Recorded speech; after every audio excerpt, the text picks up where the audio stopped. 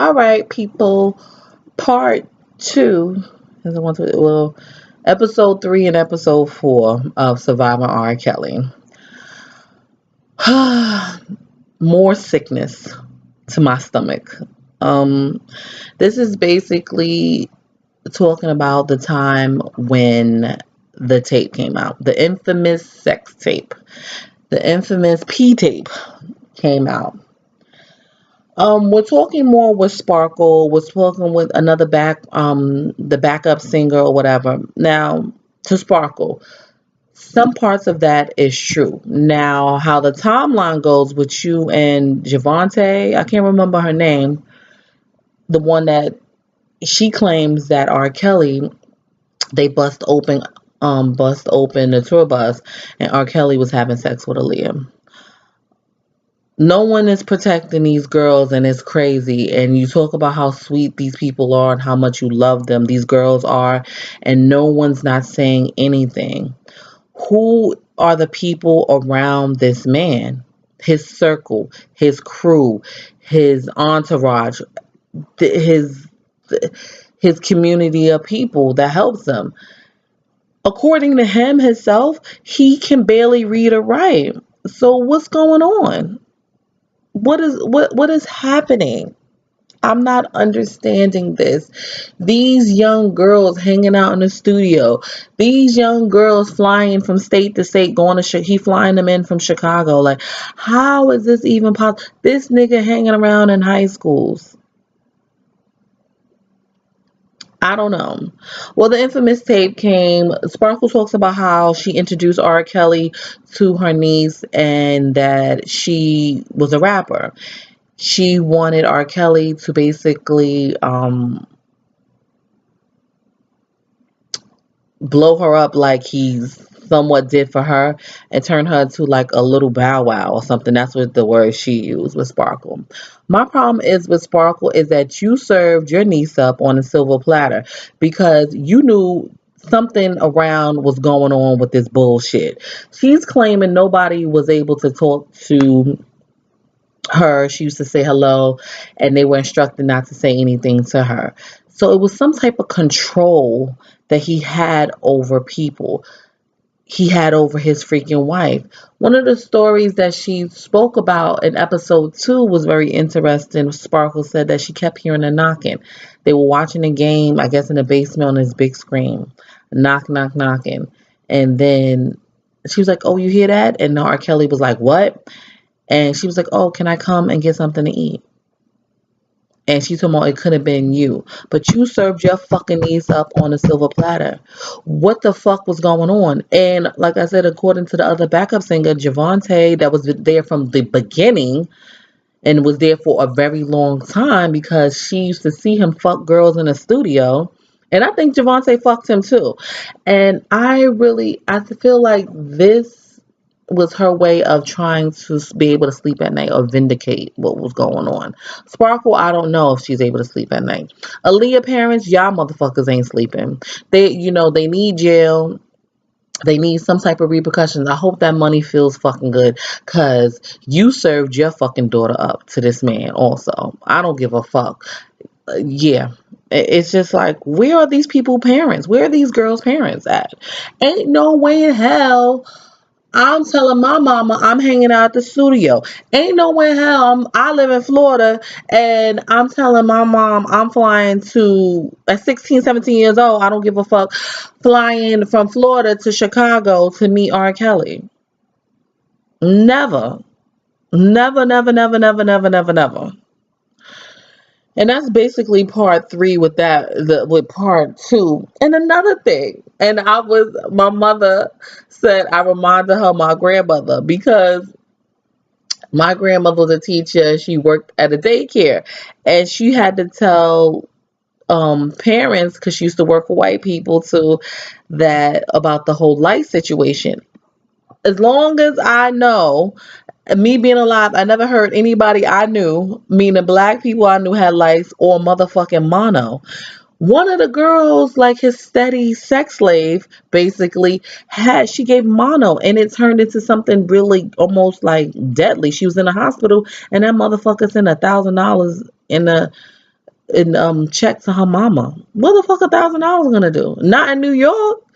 What you can't freaking ER visits like $3,000. So what the fuck $1,000 gonna do?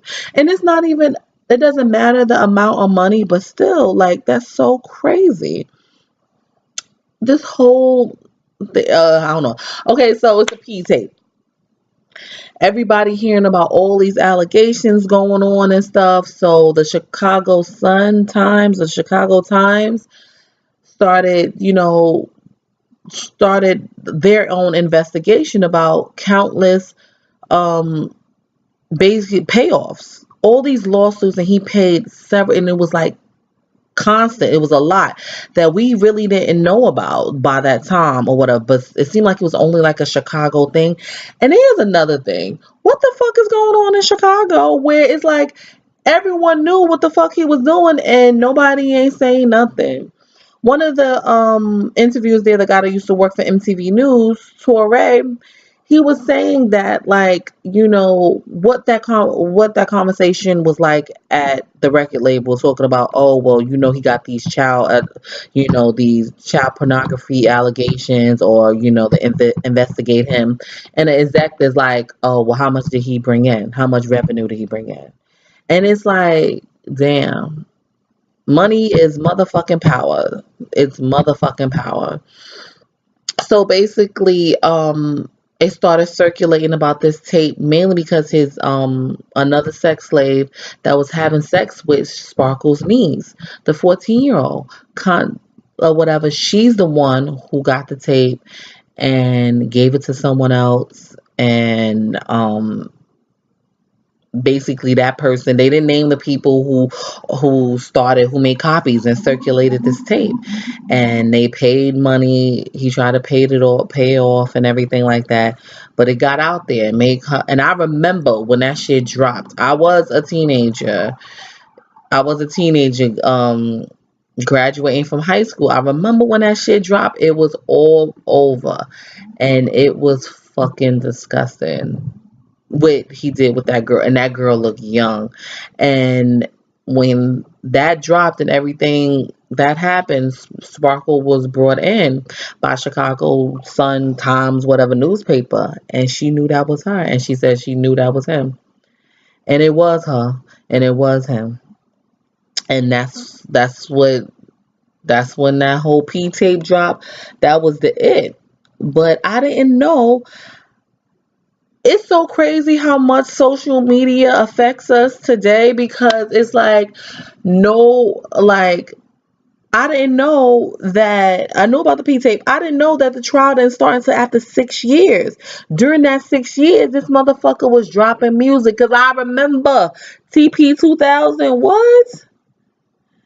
Oh, it's just so sickening. And he was able to generate all this money. Everyone, and it was like we forgot about it. They can keep pushing it and pushing it and pushing it back. And eventually he went to trial.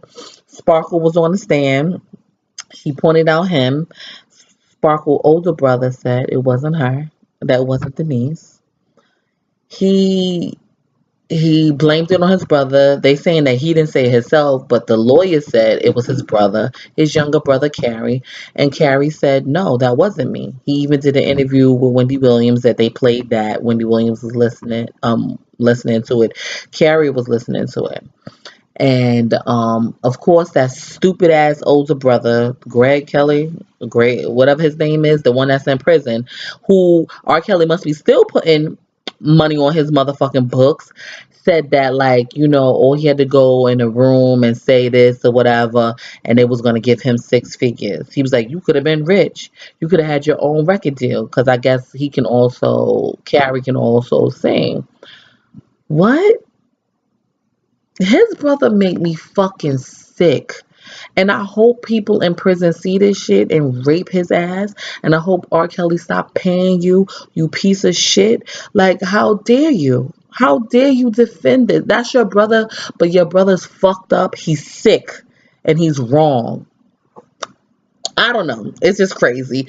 Episode 4 talks about a fan that they have actual pictures of her that said, oh, that he didn't do it during a trial and everything, and she became a sex slave. One of her friends that she met on MySpace, that's how long ago, one of her friends on MySpace that she was really close with. He kept these women in different rooms, separated, isolated. They couldn't contact their family. Whew. The last two episodes are going to be episode 5 and 6 is going to be the cult situation. Basically, they brought this all the way up into present day because the cult thing was in 2018 and these people fighting for their kids, and I don't understand what happened. And I guess as a teenager, you don't listen, you don't. But I don't see my mama letting me fly all over the country just to go meet up with some man to fuck, because that's what it was. They're going to fuck, be his sex slave, be his personal fucking toilet. Like, it's just so, he preyed on them, and it's sad. A lot of people let those girls down. We let them down, not believing all these stories. And money can't wash that off.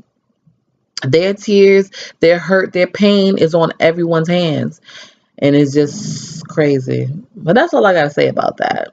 This part 2 of it, which is episode 3 and 4. Let's discuss. Tell me what you think about it.